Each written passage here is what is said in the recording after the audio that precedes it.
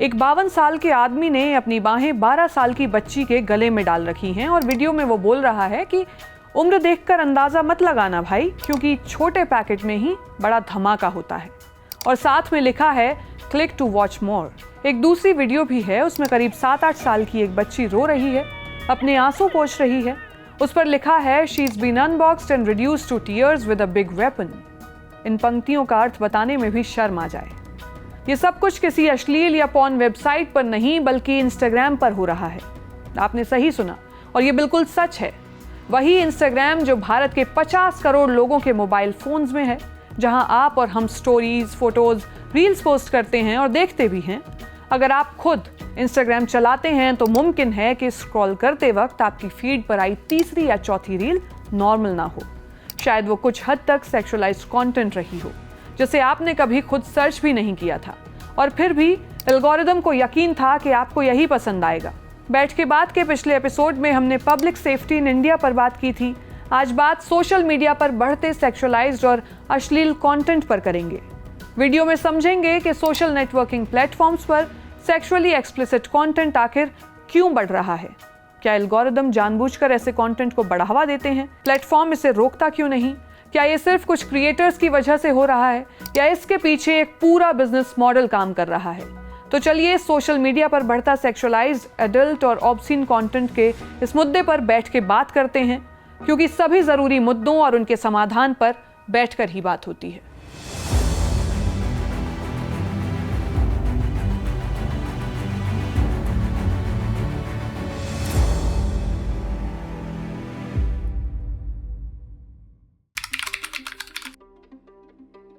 कुछ दिन पहले न्यूज़ पढ़ते समय मुझे एक रिपोर्ट दिखी। इसी रिपोर्ट ने सोशल मीडिया पर बढ़ते सेक्सुअलाइज्ड यानी अश्लील कंटेंट को लेकर एक नई बहस छेड़ दी है। 3 जुलाई 2026 इंटरनेशनल न्यूज़ एजेंसी बीबीसी ने अपनी वेबसाइट के आई इन्वेस्टिगेशन सेक्शन में एक इन्वेस्टिगेटिव डॉक्यूमेंट्री रिलीज की। टाइटल था the careless machine exposing Instagrams darkest secret. करीब 25 मिनट की इस रिपोर्ट में बीबीसी रिपोर्टर दिव्या आर्य ने यह दिखाया कि कैसे मेटा का सबसे बड़ा प्लेटफॉर्म इंस्टाग्राम अपने एल्गोरिदम के जरिए लोगों को सेक्सुअली एक्सप्लिसिट कंटेंट की तरफ धकेल रहा है। रिपोर्ट में खुलासा हुआ कि प्लेटफॉर्म सीसेम यानी चाइल्ड सेक्सुअल अब्यूज मटेरियल को प्रमोट कर रहा है। एक तरह से बच्चों के यौन शोषण के वीडियोस को बेचा जा रहा है। रिपोर्टर बताती हैं कि वो सालों से सोशल मीडिया के छिपे नुकसानों पर रिपोर्टिंग कर रही हैं, लेकिन जो मुझे अब पता चलने वाला था उसके लिए मैं कतई तैयार नहीं थी। मैं इसे तलाश नहीं रही थी। ये सब कुछ शुरू हुआ फीड पर आए इस वीडियो से। ये वीडियो इंस्टाग्राम क्रिएटर मुस्कान की थी। रिपोर्टर बताती हैं कि जब मैं मुस्कान को देख रही थी, इंस्टाग्राम का एल्गोरिदम मुझे देख रहा था। इसके बाद वो मुझे और इन्फ्लुएंसर्स दिखाने लगा। हर स्क्रॉल के साथ कंटेंट धीरे धीरे ज़्यादा बोल्ड और ज़्यादा सेक्सुअलाइज्ड होता चला गया।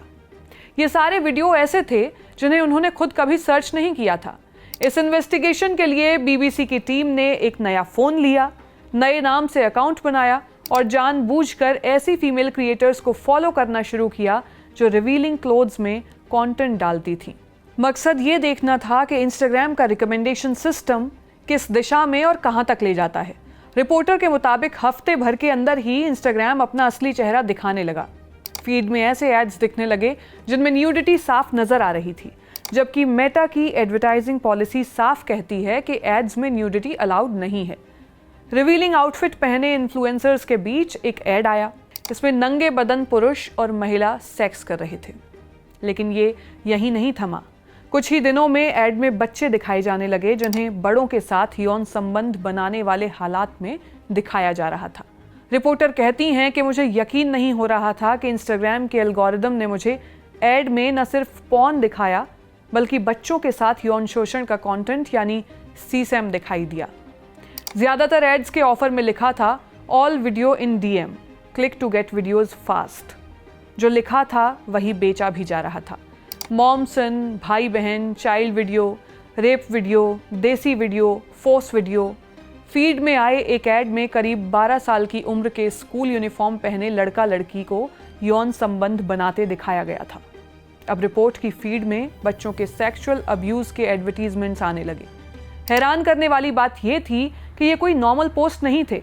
बल्कि मेटा को पैसे देकर चलाए जा रहे पेड एड्स थे। रिपोर्टर ने अपनी फीड पर जो ऐड देखे वो रूह कंपा देने वाले थे। एक ऐड में 52 साल के आदमी ने अपनी बाह 12 साल की बच्ची के गले में डाली है। वीडियो में वो आदमी बोल रहा है कि उम्र देखकर अंदाजा मत लगाना भाई, क्योंकि छोटे पैकेट में ही बड़ा धमाका होता है। साथ में लिखा था क्लिक टू वॉच मोर, यानी और देखने के लिए क्लिक करें। एक दूसरे ऐड में करीब 7-8 साल की एक बच्ची रो रही थी, अपने आंसू पोंछ रही थी। उस पर लिखा था कि tears with a big weapon, यानी इसका मतलब बताने में भी शर्म आ जाए। इन एड्स पर रेप वीडियो और चाइल्ड वीडियो जैसे शब्दों का इस्तेमाल हो रहा था। रिपोर्टर ने जैसे ही इन एड्स पर क्लिक किया तो वो टेलीग्राम पर लेकर जा रहे थे, जहां एक छोटा बच्चा एक नग्न महिला के साथ अश्लील अवस्था में दिखाया गया था। टेलीग्राम पर एक पूरा बाजार सजा था, जहां बच्चों के यौन शोषण वाले वीडियोस मात्र 99 रुपए से या उससे भी कम में बेचे जा रहे थे। सबसे चौंकाने वाली बात तब सामने आई जब रिपोर्टर ने बच्चों से जुड़े एक ऐड की इंस्टाग्राम पर सीधे रिपोर्ट की। 24 घंटे बाद इंस्टाग्राम की ओर से जवाब आया कि ये ऐड उनकी कम्युनिटी गाइडलाइंस का उल्लंघन नहीं करता, वायलेट नहीं करता उन गाइडलाइंस को, इसलिए उसे हटाया नहीं जाएगा। यानी जिस सेक्सुअलाइज्ड कंटेंट को कोई भी सामान्य इंसान पहली नज़र में ही पहचान सकता था, उसे इंस्टाग्राम के ऑटोमेटेड सिस्टम ने सेफ करार दे दिया। जैसे ही बीबीसी की ये रिपोर्ट सामने आई, भारत सरकार ने फौरन एक्शन लिया। Ministry of electronics and information technology ने मेटा को नोटिस भेजा। इंस्टाग्राम को आदेश दिया गया कि वो बच्चों के यौन शोषण से जुड़े कंटेंट को प्रमोट करने वाले सभी एड्स और कंटेंट को तुरंत हटाए। सरकार ने मेटा को 7 दिन का समय दिया कि वो एक डिटेल्ड रिपोर्ट सौंपे, जिसमें बताया जाए कि इतने बड़े लेवल पर ऐसा कंटेंट कैसे प्लेटफॉर्म पर चलता रहा। सरकार ने यह भी साफ कहा कि अगर आरोप सही साबित होते हैं तो मेटा को इस कंटेंट से हुई कमाई के लिए भी जवाबदेह ठहराया जाएगा। इस मामले में सवाल पूछे जाने पर मेटा के एक अधिकारी ने कहा कि कंपनी की सीसैम को लेकर जीरो टॉलरेंस पॉलिसी है और वो एआई टेक्नोलॉजी के जरिए ऐसे कंटेंट और उसे फैलाने वालों को पहले ही पकड़ने की कोशिश करते हैं। लेकिन बीबीसी की इन्वेस्टिगेशन ने ठीक इसके उलट तस्वीर दिखाई। बीबीसी की रिपोर्ट ने भले ही अभी हलचल मचाई हो, लेकिन सच यही है कि इंस्टाग्राम, फेसबुक से लेकर टेलीग्राम तक सेक्सुअली एक्सप्लिसिट, अडल्ट सेक्सुअलाइज्ड और सॉफ्ट पॉर्न कंटेंट कोई नई बात नहीं है। ये सालों से चला आ रहा है। फर्क सिर्फ इतना है कि अब ये बड़े स्केल पर हो रहा है और ये अब इतना नॉर्मल हो गया है कि किसी को अजीब भी नहीं लगता। अगर आप खुद इंस्टाग्राम यूज करते हैं तो शायद आप बिना बताए भी मेरी बात समझ रहे होंगे। दरअसल हुआ कुछ यूं कि साल 2020 में भारत ने चाइनीज ऐप टिकटॉक पर बैन लगाया। शॉर्ट फॉर्म वीडियो की दुनिया में अचानक एक बड़ा खालीपन आ गया और जहां खालीपन होता है वहां मार्केट खुद रास्ता बना लेता है। इंस्टाग्राम ने इस मौके को भुनाने के लिए रील्स, तो यूट्यूब ने शॉर्ट्स लॉन्च किया। एक स्टडी के मुताबिक रील्स आने के बाद भारत में इंस्टाग्राम पर बिताया जाने वाला एवरेज टाइम करीब 3.5% तक बढ़ गया और ऐप डाउनलोड में लगभग 11.4% का उछाल आया। अभी के समय भारत में करीब 50 करोड़ इंस्टाग्राम यूजर्स हैं। प्लेटफॉर्म के कंटेंट की बात करें तो इन्फ्लुएंसर्स के बीच ओवर सेक्सुअलाइज्ड कंटेंट का ट्रेंड तेजी से बढ़ रहा है। 2022 की 726 युवाओं पर एक स्टडी हुई। रिसर्चर्स ने पाया कि इंस्टाग्राम के इस्तेमाल का सीधा संबंध सोशल कंपैरिजन, कलरिज्म और मेंटल हेल्थ इश्यूज से है। क्रिटिक्स का मानना है कि कई क्रिएटर्स सिर्फ शॉक वैल्यू के लिए ऐसा कंटेंट बनाते हैं जो धीरे धीरे कम उम्र के यूजर्स के लिए ओवर सेक्सुअलाइजेशन को नॉर्मल बना देता है। मेटा की ओवरसाइट बोर्ड तक ये मान चुकी है कि कंपनी ने अंग्रेजी के अलावा दूसरी भाषाओं के कंटेंट को कंट्रोल करने में एडिक्वेट रिसोर्सेज नहीं लगाए और भारत जैसे मल्टीलिंगुअल कंट्री में यही चूक सबसे भारी पड़ती है। ये कोई नई चेतावनी भी नहीं थी। 2020 में ही राज्यसभा की एक एडहॉक कमेटी ने एक रिपोर्ट सौंपी थी। इसका टॉपिक था the alarming issue of pornography on social media and its effect on children and society as a whole. Report में साफ लिखा था कि सोशल मीडिया पर पोर्नोग्राफी और सेक्सुअली एक्सप्लिसिट कंटेंट तेजी से फैल रहा है और बच्चों तक ये कंटेंट सबसे ज्यादा पहुंच रहा है। यानी सरकार को 5 साल पहले ही आईना दिखाया जा चुका था, बस आईने पर धूल जमी रह गई। और सबसे दिलचस्प बात, खुद मेटा की इंटेग्रिटी रिपोर्ट्स में भी ये ट्रेंड लगातार बढ़ता दिखा है। मेटा की 2025 की Q2 रिपोर्ट में बताया गया था कि इंस्टाग्राम पर एडल्ट न्यूडिटी और सेक्सुअल एक्टिविटी कंटेंट की प्रिवेलेंस यानी मौजूदगी बढ़ती दिखी। 2025 की Q3 रिपोर्ट में कहा गया था कि फेसबुक और इंस्टाग्राम दोनों पर एडल्ट न्यूडिटी, सेक्सुअल एक्टिविटी और वायलेंट ग्राफिक कंटेंट की प्रेवलेंस बढ़ी है। वहीं Q4 की रिपोर्ट के मुताबिक इंस्टाग्राम पर एडल्ट न्यूडिटी और सेक्सुअल एक्टिविटी की प्रेवलेंस 0.06% से बढ़कर 0.11% हो गई। आंकड़ों में ये फीसदी भले ही छोटी लगे, लेकिन जब बात 50 करोड़ यूजर्स की हो तो ये छोटा प्रतिशत करोड़ों स्क्रीन्स पर दिन रात चलने वाला एक साइलेंट प्रोजेक्टर बन जाता है। ये सभी नंबर्स, डेटा और रिपोर्ट्स दिखाती हैं कि सोशल मीडिया प्लेटफॉर्म्स में सेक्सुअली एक्सप्लिसिट कंटेंट काफी नॉर्मल हो गया है। इंस्टाग्राम की सर्च फीड हो या स्क्रॉल में आने वाली रील्स, अब हर तीसरी रील का सामान्य होना दरअसल उतना सामान्य नहीं रहा। अब इतना सब कुछ देखने के बाद मन में दो सवाल एक साथ आते हैं। आखिर क्रिएटर्स सेक्सुअलाइज्ड या ऑब्ससीन कंटेंट बनाते ही क्यों हैं, और एक बार फीड में ये कंटेंट आ जाए तो यूजर्स रुक क्यों नहीं पाते या फिर इसे रोक क्यों नहीं पाते? सवाल की तरह जवाब भी दो हिस्सों में बटा है। क्रिएटर्स के लिए ये कोई नैतिक बहस नहीं, बल्कि एक बिल्कुल सीधा साधा इकोनॉमिक फैसला है। सोशल मीडिया पर सबसे बड़ी करेंसी अटेंशन है, और अटेंशन खींचने का सबसे तेज, सबसे सस्ता रास्ता है सेक्सुअलाइज्ड कंटेंट। एक अच्छी क्वालिटी की वीडियो बनाने में मेहनत, स्किल और समय लगता है, लेकिन बोल्ड कंटेंट बिना ज्यादा मेहनत के लाखों व्यूज दिला देता है।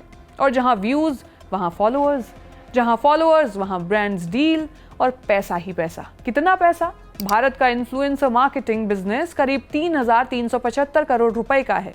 इसी में इंस्टाग्राम का एक नया फीचर है सब्सक्रिप्शंस, यानी एक्सक्लूसिव कंटेंट देखने के लिए यूजर्स पैसे देते हैं। इस मॉडल में क्रिएटर्स अपने फॉलोअर्स को हर महीने 390 से 999 रुपए तक सब्सक्रिप्शन फीस लेते हैं। बदले में एक्सक्लूसिव स्टोरीज, फोटोज, रील्स और डायरेक्ट चैट का वादा करते हैं। कई रिपोर्ट के मुताबिक ज्यादातर क्रिएटर्स एक्सक्लूसिव कंटेंट के नाम पर अश्लील कंटेंट बेचते हैं। कई बार ये प्लेटफॉर्म की ऑब्सीनिटी गाइडलाइंस का उल्लंघन करते हैं। इस तरह का कंटेंट बनाने वाले कई बड़े क्रिएटर्स जैसे 19 साल की वायरल इन्फ्लुएंसर मुस्कान कारिया कथित तौर पर हर महीने 35 से 40 लाख रुपए तक कमा रही हैं। द कॉन्वर्सेशन में पब्लिश एक रिसर्च में सामने आया कि जिन इन्फ्लुएंसर्स के फॉलोअर्स ज़्यादा थे, उनका कंटेंट उतना ही ज़्यादा पॉर्निफाइड होता गया। कई बार क्रिएटर्स इंस्टाग्राम का इस्तेमाल सिर्फ एक गेट की तरह करते हैं, यूजर्स को ओनली फैंस जैसी पेड साइट्स या प्राइवेट मैसेजिंग तक ले जाने के लिए। यानी प्लेटफॉर्म तो सिर्फ दुकान का बोर्ड है, असली सामान कहीं और बिकता है। जैसा BBC की रिपोर्ट में भी खुलासा हुआ, यूजर्स को रीडायरेक्ट करके टेलीग्राम पर सेक्सुअलाइज्ड कंटेंट दिखाया जा रहा था। अब समझिए कि यूजर्स इस तरह के कंटेंट की ओर क्यों खिंचते हैं। इसे समझने के लिए एक बेहद जरूरी थियोरी है, सुपरनॉर्मल स्टिमुलस। ये term Nobel prize winner scientist Nikolaas Tinbergen ने दिया। आसान भाषा में समझें तो हमारा दिमाग लाखों साल की एवोल्यूशन प्रोसेस से बना है। इनमें कुछ चीज़ों के लिए पहले से एक रिवॉर्ड सिस्टम सेट है, जैसे खाना और सेक्स, क्योंकि ये हमारे जीवित रहने और वंश बढ़ाने के लिए ज़रूरी थे। लेकिन सुपरनॉर्मल स्टिमुलस वो चीज़ है जो असली चीज़ से भी ज़्यादा तेज़, ज़्यादा बड़ी और नकली रूप से कहीं ज़्यादा आकर्षक होती है, और यही दिमाग को पूरी तरह भ्रमित कर देती है। जैसे जंक फूड नॉर्मल खाने से ज़्यादा दिमाग को झांसा देता है, वैसे ही इंटरनेट पर मौजूद अश्लील कंटेंट असली रिश्ते से कहीं ज़्यादा इंटेंस एक्साइटमेंट देकर दिमाग को हाईजैक कर लेता है। जब भी कोई स्टिमुलेटिंग या सेक्सुअल कंटेंट देखता है, दिमाग में डोपामिन नाम का हार्मोन रिलीज होता है। डोपामिन वही केमिकल है जो हमें कुछ भी प्लेजरेबल लगने पर खुशी का एहसास कराता है।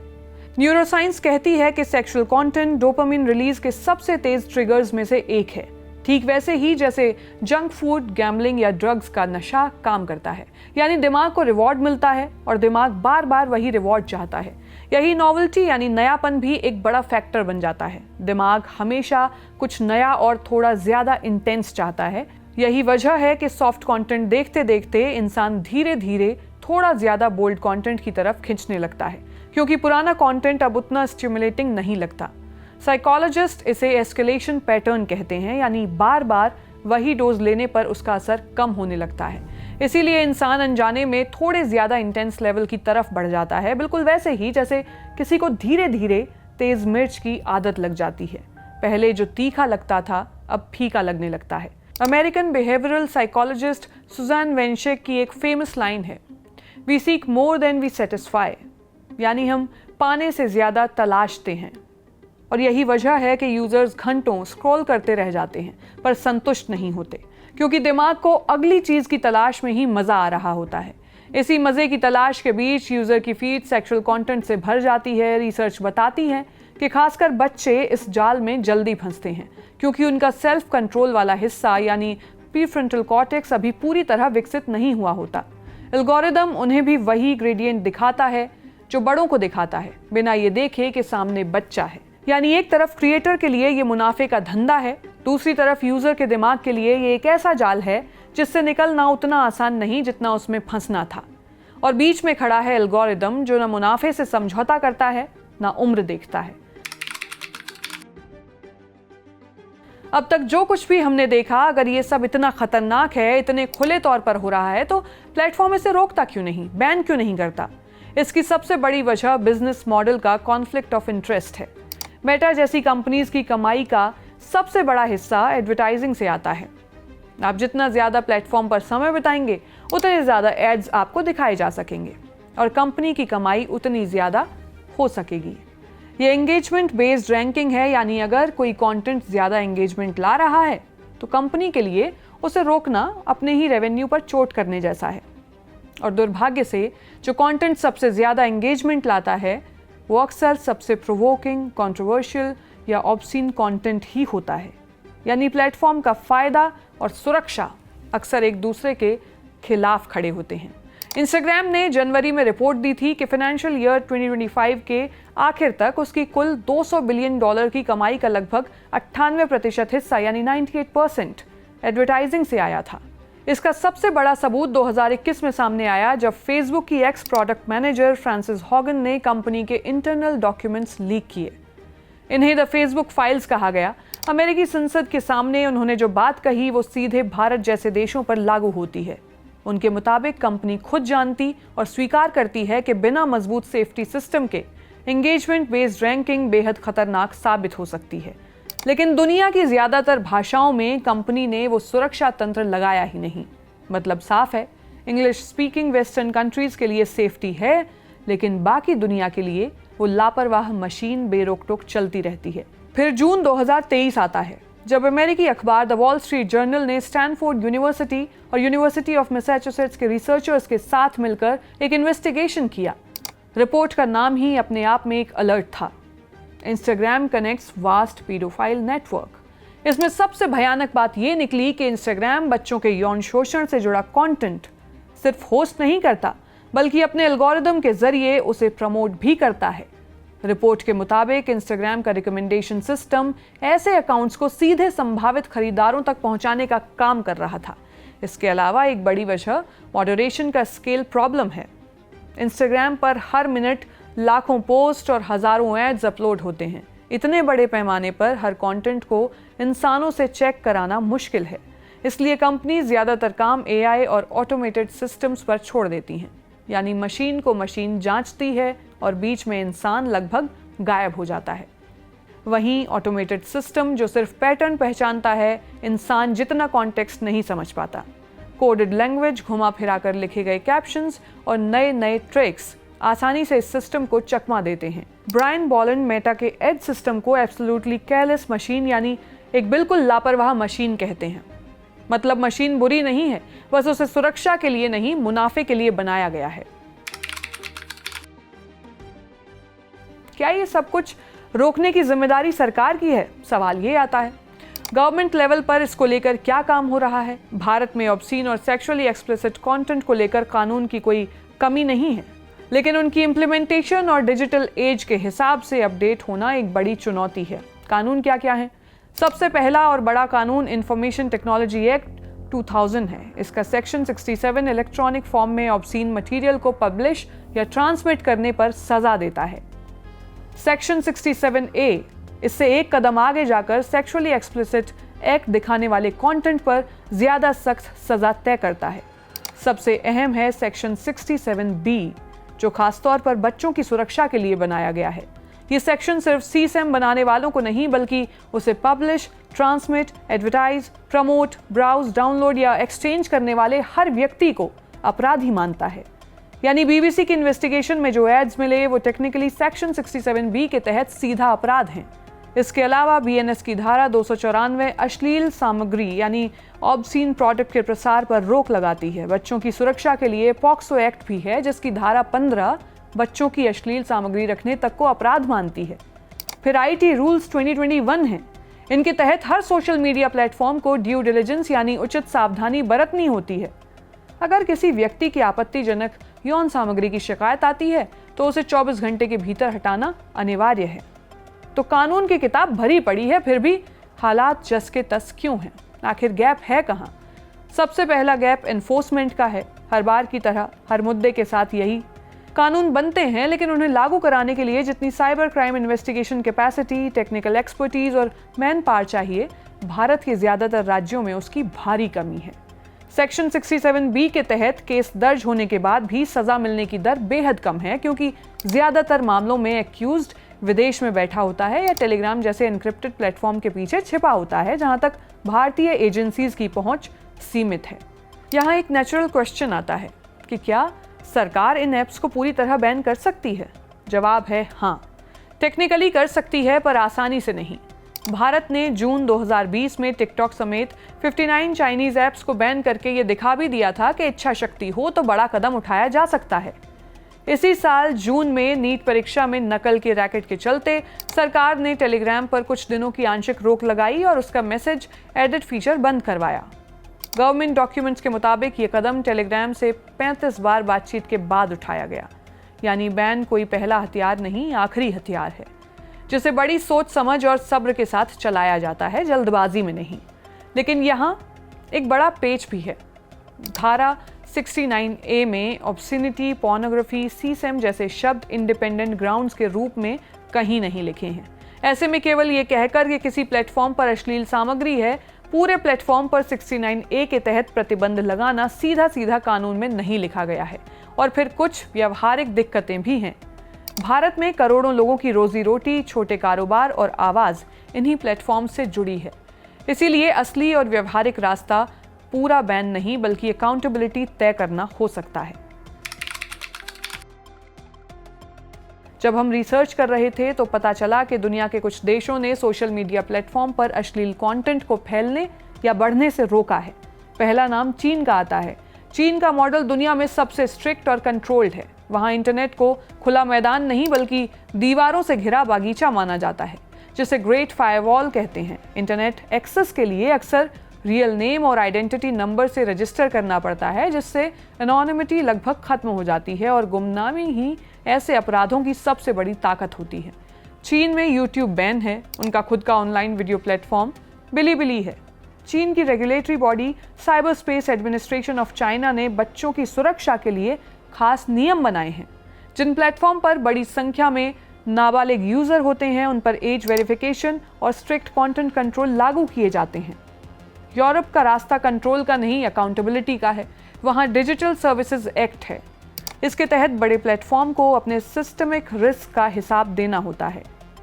ऑस्ट्रेलिया ने सबसे साहसिक और दुनिया में अपनी तरह का पहला कदम उठाया। दिसंबर 2025 में उसने 16 साल से कम उम्र के बच्चों के सोशल मीडिया इस्तेमाल पर ही बैन लगा दिया। Instagram, Facebook, Snapchat, YouTube, TikTok, Reddit, x समेत 10 प्लेटफॉर्म्स को कानूनन ये पक्का करना होगा कि 16 साल से कम उम्र के बच्चे अकाउंट ना बना पाएं। नियम न मानने पर करीब 4 करोड़ 95 लाख ऑस्ट्रेलियाई डॉलर्स तक का जुर्माना है। इन सभी मॉडल से एक बात साफ है, जहां रेगुलेशन सख्त हैं, पेनल्टी भारी है और एनफोर्समेंट तुरंत है, वहां प्लेटफॉर्म्स खुद ब खुद ज्यादा जिम्मेदारी से काम करते हैं। भारत के लिए रास्ता शायद कंप्लीट बैन नहीं, बल्कि EU और ऑस्ट्रेलिया जैसे देशों की तरह सख्त age verification, transparent algorithm, audits और भारी फाइनेंशियल पेनल्टीज का कॉम्बिनेशन हो सकता है, ताकि प्लेटफॉर्म सिर्फ कंप्लेन आने पर नहीं बल्कि पहले से ही जिम्मेदारी से काम करें। इस वीडियो में फिलहाल इतना ही। हम हर हफ्ते इसी तरह किसी ज़रूरी मुद्दे पर बैठ के बात करेंगे। आप इस पूरे विषय पर क्या सोचते हैं? अपनी राय हमें कमेंट सेक्शन में ज़रूर बताएं। जिस्ट की ये कोशिश अगर आपको पसंद आई हो तो वीडियो को लाइक कीजिएगा और चैनल को सब्सक्राइब कीजिएगा। शुक्रिया।